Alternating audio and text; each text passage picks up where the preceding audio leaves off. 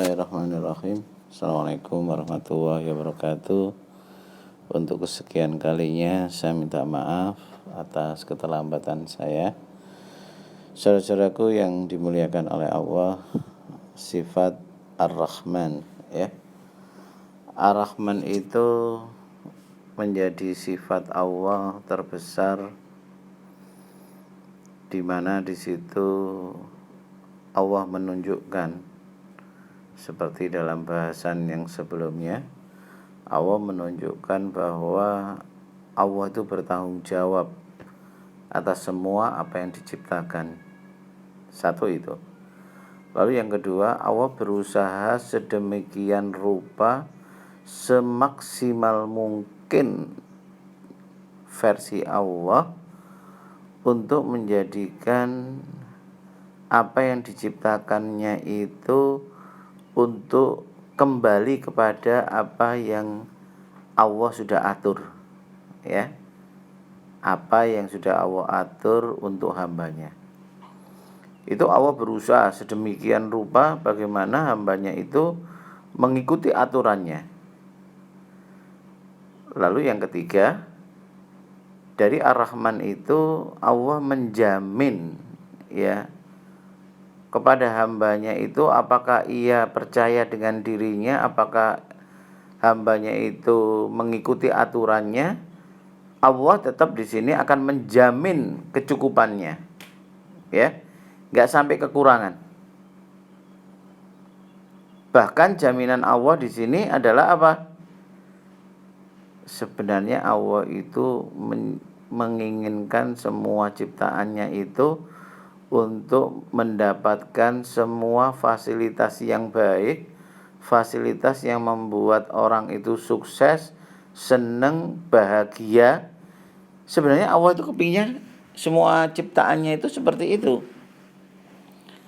Makanya di dalam Quran surat Al-Fatihah ya, ayat ke-6 dan ke-7 di situ dikatakan apa?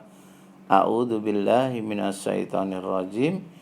Ihdinas siratal mustaqim siratal ladzina an'amta 'alaihim ghairil maghdubi 'alaihim waladdallin. Amin.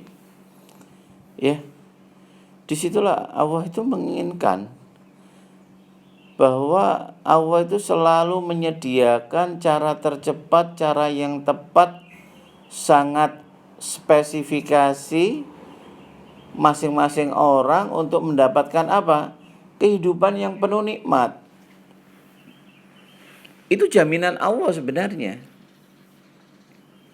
Cuman kembali lagi, kita mau apa enggak? Padahal kita sudah dijamin seperti itu ya. Kita tuh seringkali masih tidak percaya, sehingga kita mengabaikan aturan Allah, memerdekakan otak kita. Semuanya digunakan pendekatan otak. Tidak apa-apa. Maksud saya di sini itu, gunakan dasar awal itu adalah Al-Quran dan Sunnah. Ya, setelah itu baru di dalam prosesnya itu kita menggunakan semua apa yang Allah izinkan di muka bumi ini, yang dihalalkan sama Allah, yang mendatangkan ridhonya, itu yang kita gunakan. Ya, kita nggak mungkin ya, kalau bahasa orang-orang yang orang-orang sufi atau thariqat itu, kita nggak bisa hanya berbicara syariat ya. Tapi kita juga harus bicara hakikat. Syariat itu prosesnya ya.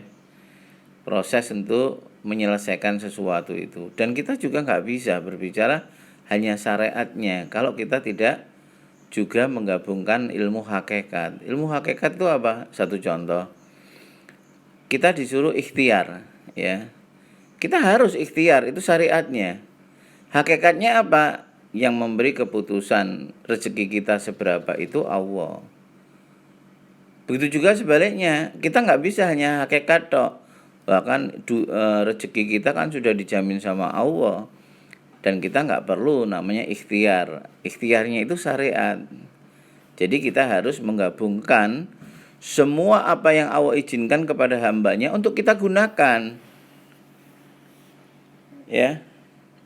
Jadi sekali lagi saudara-saudaraku yang dimuliakan oleh Allah, bahwa sifat Ar-Rahman ini merupakan sifat yang dimana Allah ingin selalu menarik perhatian hambanya untuk kembali kepada dirinya, untuk menyadari kekhilafannya, ketidaktahuannya, untuk kembali bergantung kepada Allah, berharap kepada Allah, mengikuti aturannya, percaya akan aturan Allah.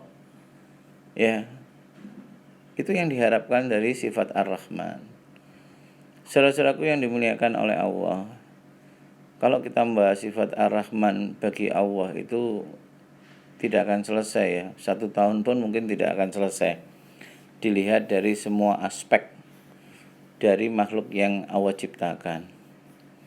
Namun di sini kita harus menggarisbawahi bahwa Allah itu sangat sayang kepada kita. Allah itu sangat cinta kepada kita.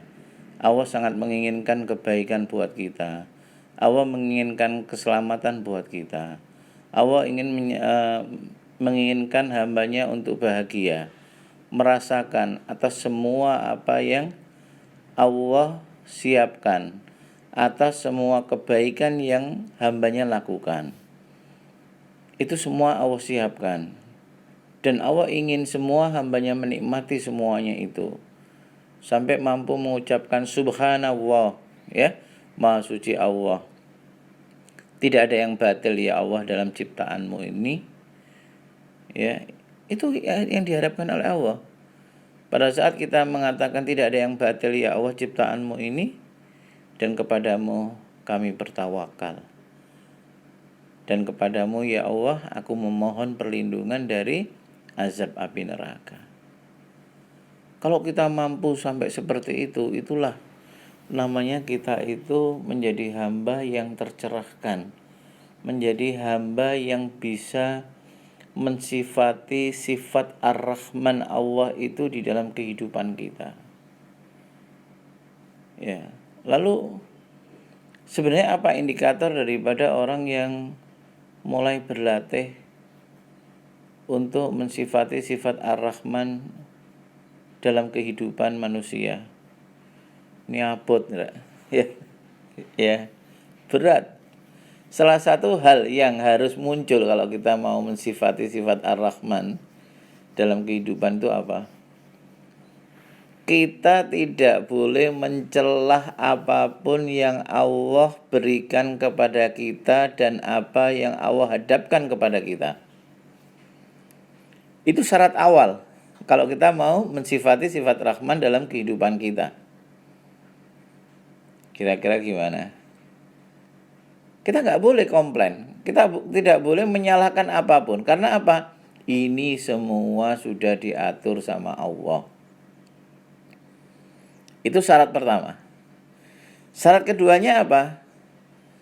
Kita tidak akan pernah berhenti sampai kapanpun untuk memfasilitasi, untuk merangsang orang-orang yang ada di sekitar kita yang telah kita anggap khilaf untuk menjadi tidak khilaf, untuk menuju rahmat Allah.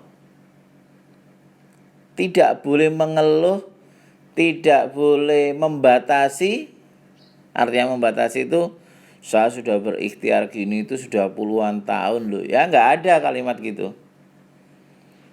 Karena Allah sendiri di dalam sifat Ar-Rahmannya itu selalu mencari peluang sekecil apapun yang memungkinkan hambanya itu kembali kepada dirinya, mengingat dirinya.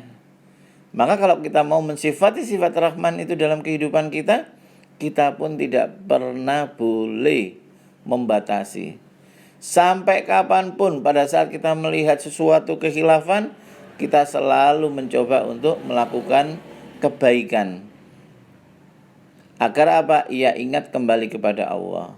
Ia kembali untuk mengingat akan nikmat-nikmat yang Allah berikan, kasih sayang Allah kepada dirinya, sehingga ia bisa taubat, sehingga ia bisa melakukan hal yang baik. Kira-kira gimana? Ya.